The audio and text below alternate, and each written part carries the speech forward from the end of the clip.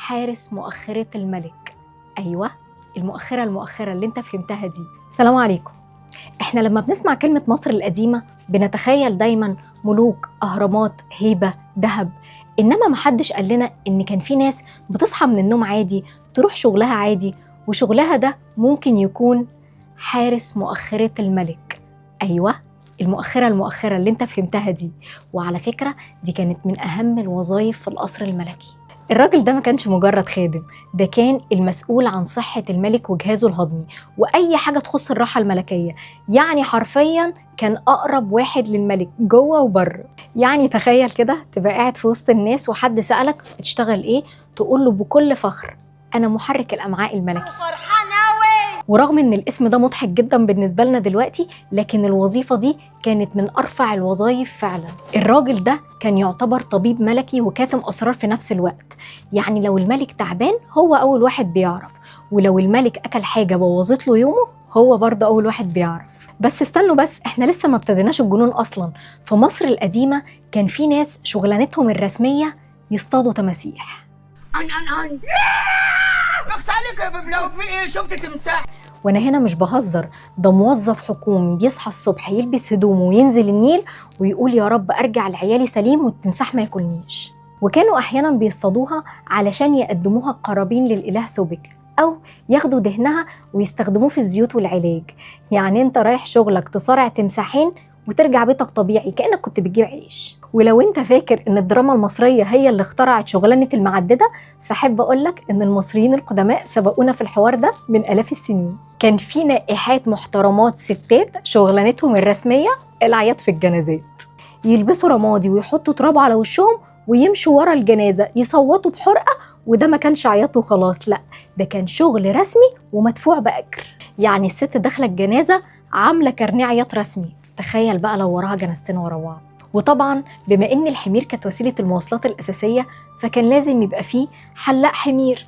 اي والله، كان في ناس متخصصه انها تقص شعر البقر والحمير وتنظفهم وتحافظ عليهم من الحشرات والقرود. يعني زمان ممكن تبقى فخوره بابنها وتقول انا ابني طلع احسن حلاق حمير في طيبه تما. بس الوظيفه اللي انا كنت حاسه انها نايت مير او كابوس بجد هي الغسالين. الناس دي كانت تاخد كل هدوم البلد وتنزل تغسلها في النيل مباشرة.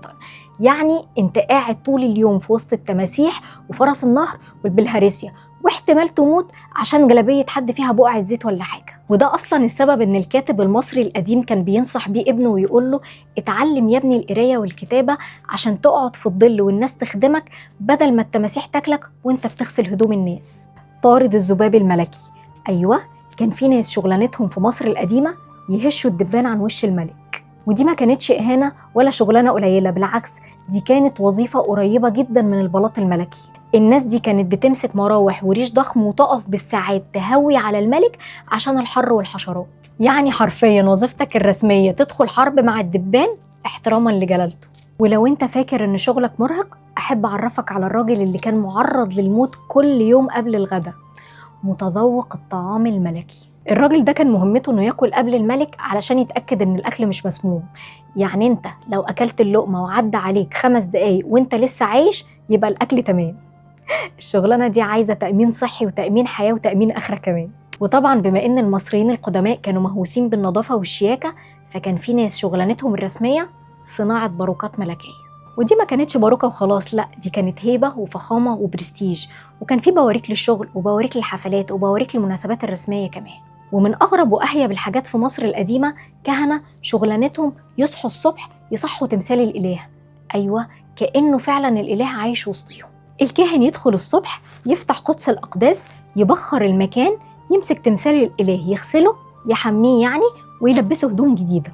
مورنينج روتين بس للإله. المصريين القدماء كانوا مؤمنين جدا بالأحلام، فكان في ناس شغلانتها الرسمية تسجل الأحلام وتفسرها. يعني تخيل انك رحت قلت لواحد ان انت حلمت ان في تمساح بيجري وراك، هيكتب الحلم بمنتهى الجدية ويقولك واضح ان حياتك المهنية في خطر. وده اصلا يورينا قد ايه الاحلام بالنسبة لهم كانت رسالة حقيقية مش مجرد هبد نوم. اما المحنطين بقى فدول عاملين كده زي اطباء العالم الاخر. الناس دي كانت بتتعامل مع الجثث يوميا وكانوا عارفين تفاصيل الجسم بشكل مرعب، وكان عندهم ادوات وتقنيات دقيقة جدا بالنسبة لزمانهم. بس تخيل بقى ترجع البيت وحد يقولك يومك كان عامل ايه، تقوله الحمد لله اليوم كان هادي والجثة متعاونة. ومن الحاجات اللي ناس كتيرة جدا ما تعرفهاش إن بعض الأقزام في مصر القديمة كان لهم مكانة عالية جدا في القصور الملكية، وفي منهم اللي اشتغلوا في المجوهرات والملابس والرقص والاحتفالات الملكية. والمصريين القدماء في أوقات كتير كانوا بيشوفوهم ناس مميزة جدا وقريبين من البلاط الملكي، يعني ممكن جدا قزم في القصر يبقى أهم مني ومنك ومن الحارة كلها. بصراحة كل ما اتعلم أكتر عن مصر القديمة أكتشف إن الناس دي كانت عايشة فيلم، حضارة فيها أهرامات وعلوم وفلسفة، وفي نفس الوقت فيها حلاق حمير وطارة ذباب ملكي وواحد بيصحى يحمي الإله. بس السؤال المهم بقى، لو رجع بيك الزمن لمصر القديمة تفتكر كنت هتشتغل إيه؟ اكتبولي في الكومنتات وقولولي، وأرجوكم محدش يقولي حارس مؤخرة الملك. واستنوني في فيديو جديد. سلام يا ملوك.